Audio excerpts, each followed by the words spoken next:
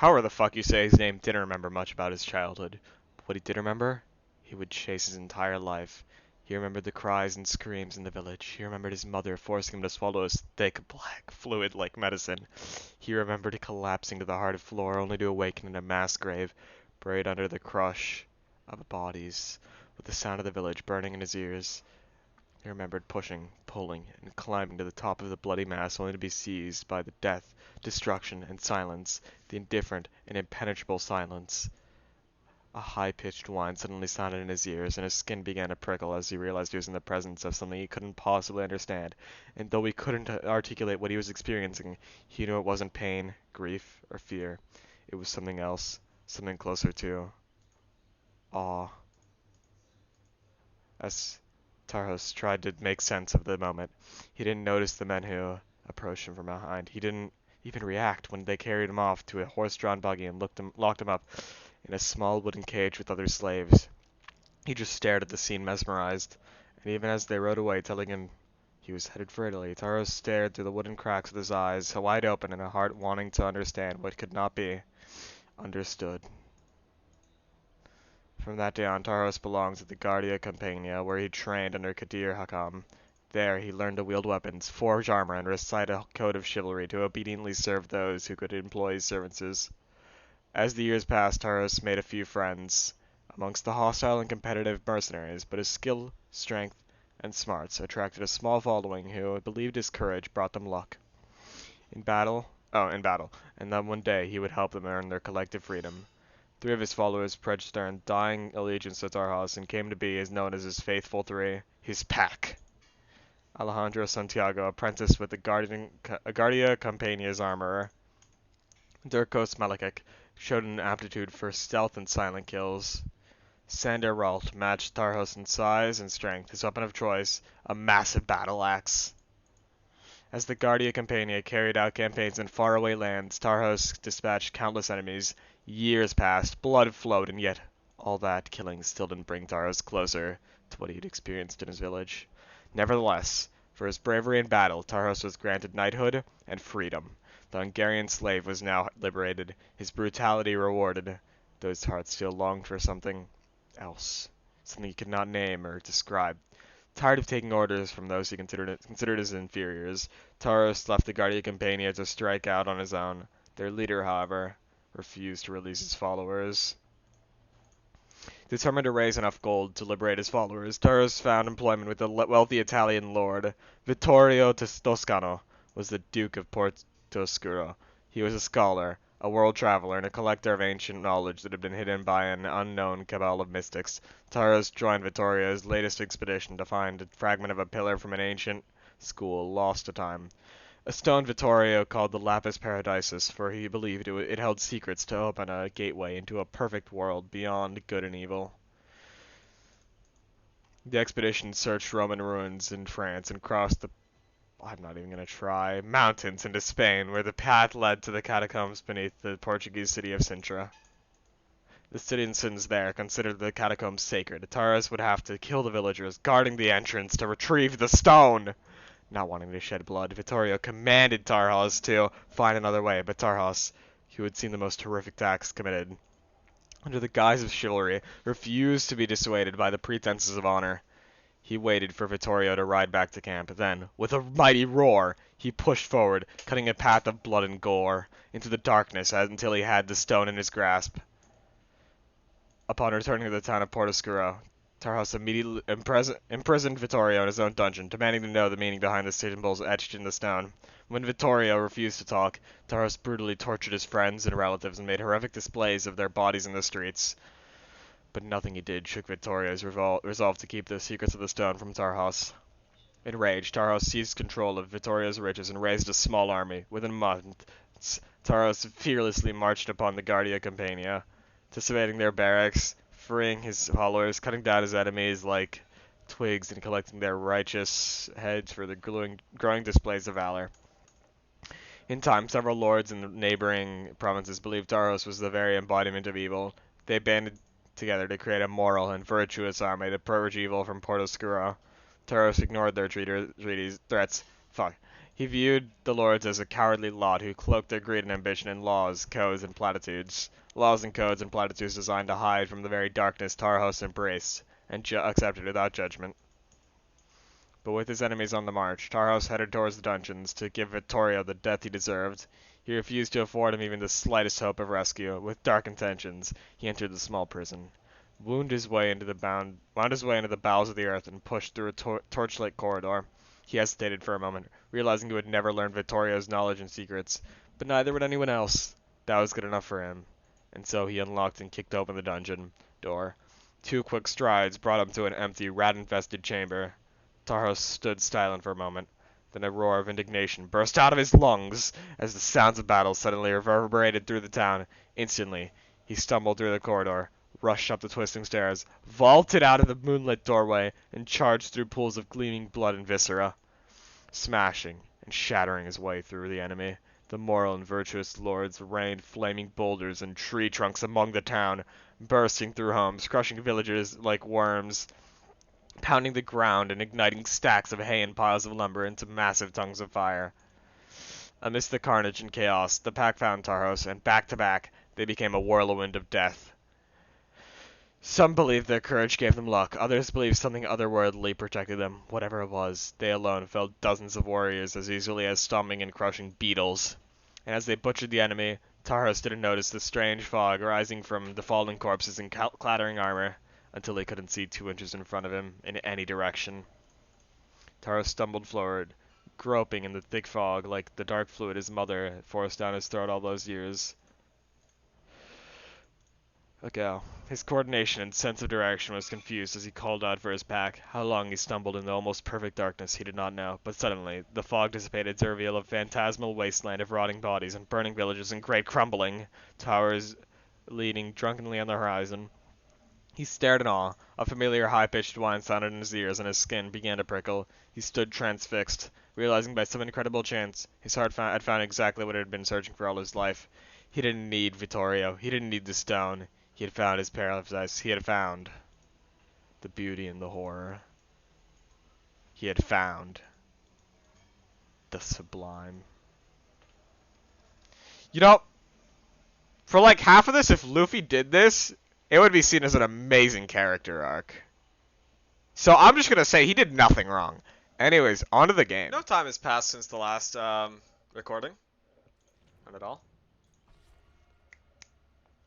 Yeah. It's time to get a Depth Knight first try. No Vittoria, unfortunately. But we're battling Chicago, and I think that's good enough. Quite a list of names.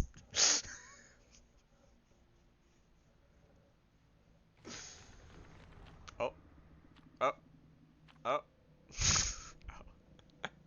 Why did they take in the dark mist? No.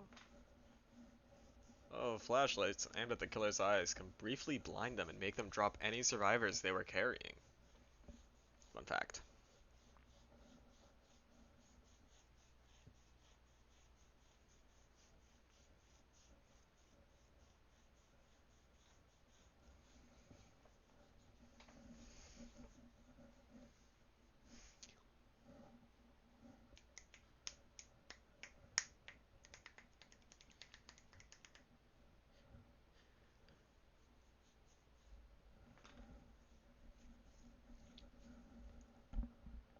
Increase audio. Okay.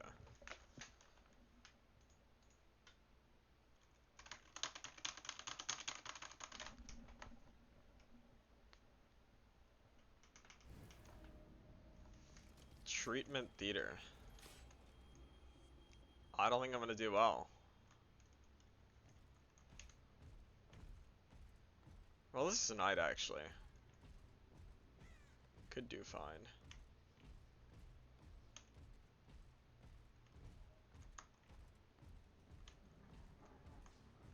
Duff. Oh, it's just a map being map-like.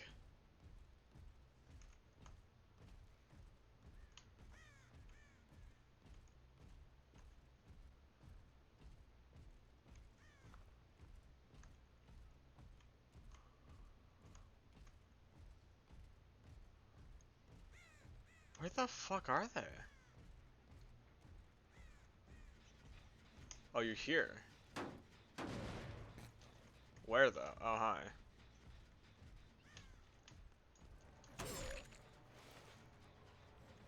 Sick. And let's go around here.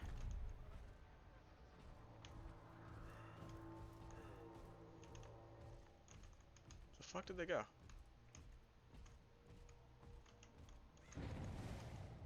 Okay.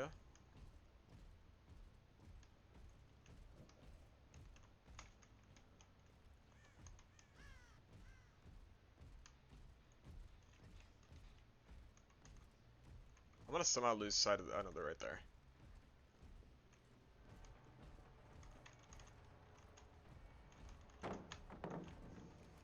You're just gonna stand there? Okay. Where the fuck? Oh, they went this way. Fuck. Masterful perception right here. Fuck you!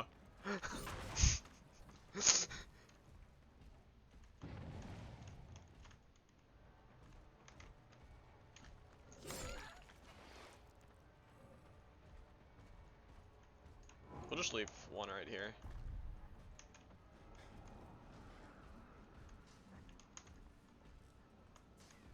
You are healed?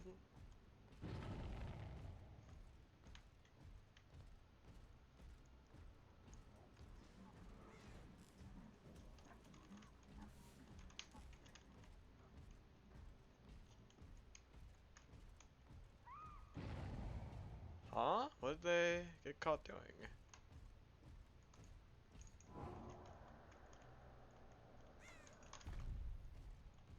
Let's just leave that there. I have no clue where the fuck they are.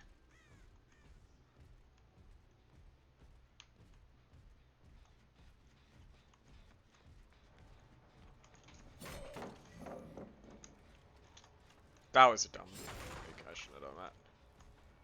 Whatever. They're just gonna run into that, probably?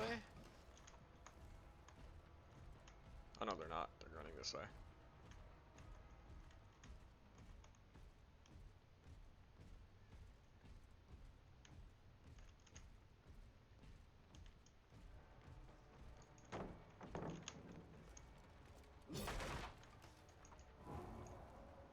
We'll leave you around here.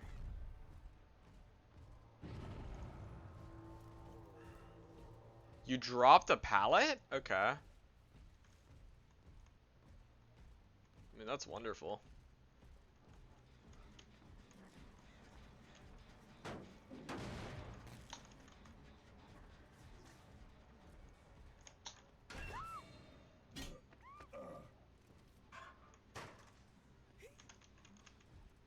Thank you for being a dumbass.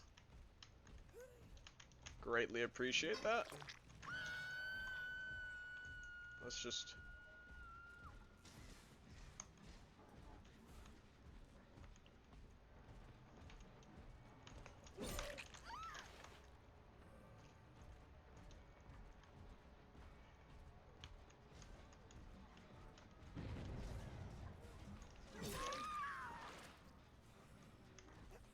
No, you're not getting the pallet save. No one's gonna be here. Please. Okay, thank God. Oh yeah, looks right here.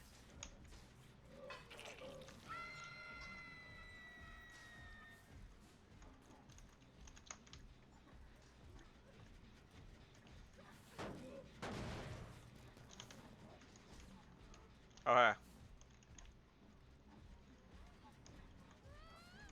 They're both up there. What do I... How do I get up there?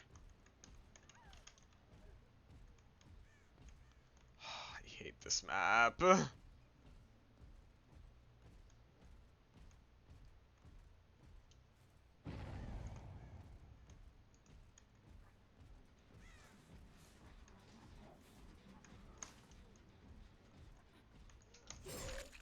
Okay, cool. Here, sure.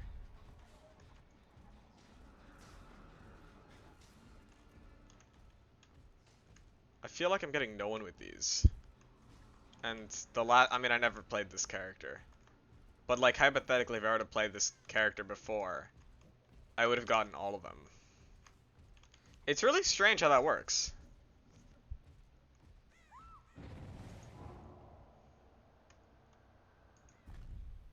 I don't understand what that even means.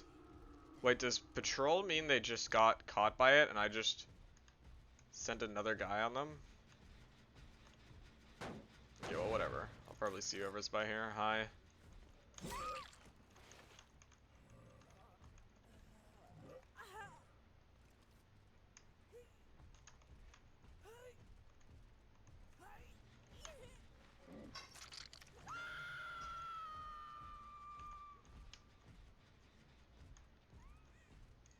Oh wait, I should probably be just throwing these on gens, huh? Or I'll just be a dumbass. That works too. Someone is here. Hi. What's up?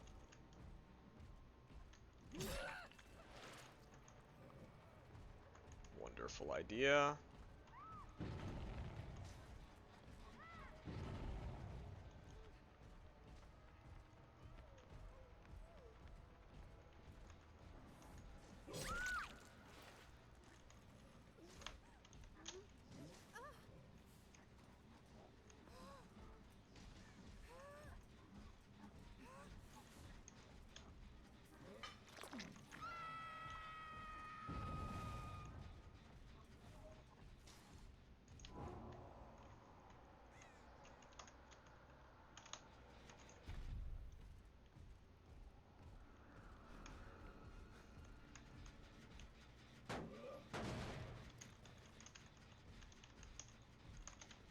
Again? Oh, it's a different person. That's really funny.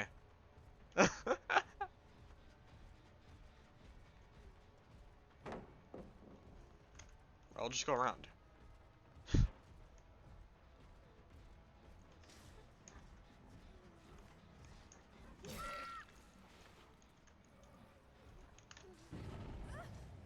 I'll take this down.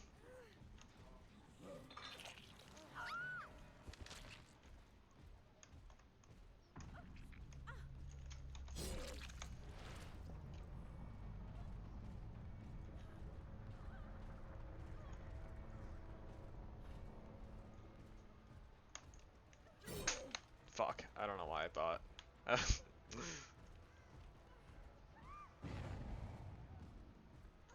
Well, that has to hit, yeah. I need to stop zooming forward every time I go for a hit. This is gonna cause serious back problems.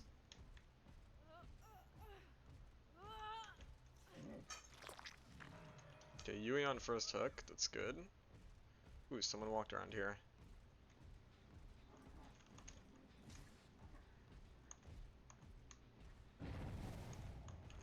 Oh, they just went for the save.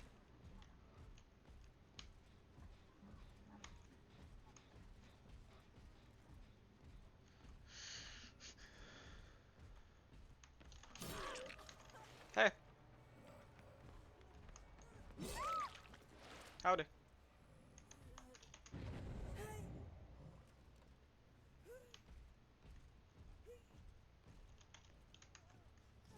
Bye. It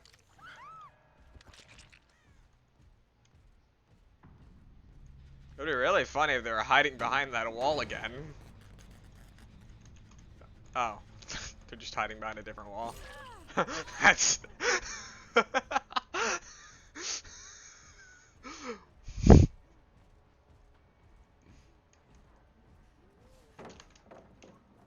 Fucking splendid.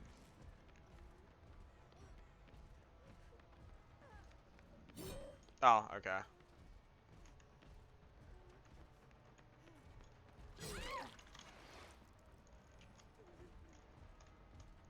If you're running Unbreakable, I'll scream, but fuck you.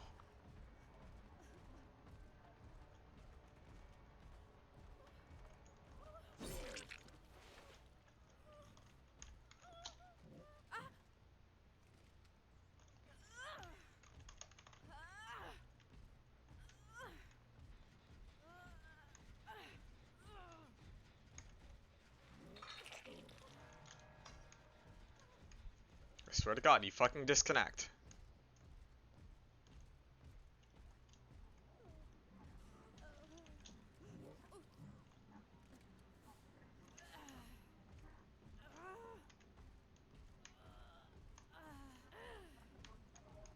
That surely isn't too far, right?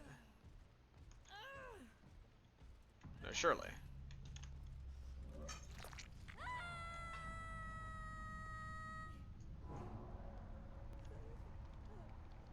Adept Knight?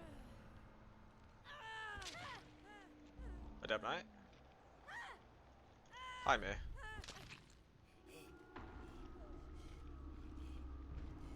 This is way more toxic than I intended it to be.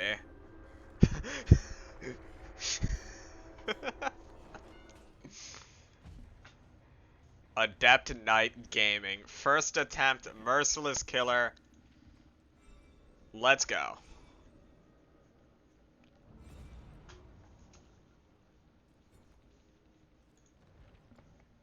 Oh, that'll be all. Bye.